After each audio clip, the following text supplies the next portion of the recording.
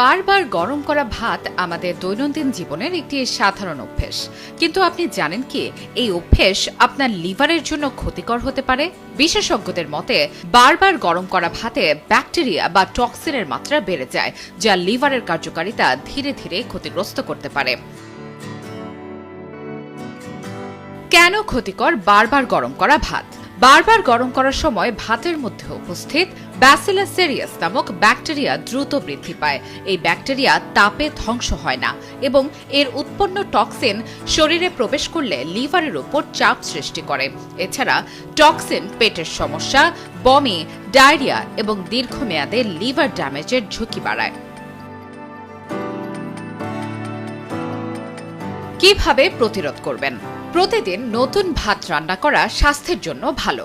রান্না করা ভাত 24 ঘন্টার মধ্যে খেয়ে ফেলুন। যদি ভাত বেঁচে যায় তাহলে তা ফ্রিজে রাখুন।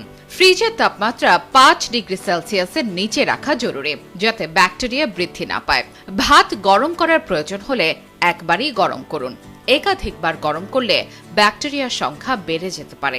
এছাড়াও মাইক্রোওয়েভের পরিবর্তে সরাসরি চুলায় গরম করুন, যাতে ভাত সমানভাবে গরম হয়। মনে রাখবেন, এই পদ্ধতিগুলো না মানলে শরীরের ভয়ঙ্কর ক্ষতি করে চলেছেন আপনি।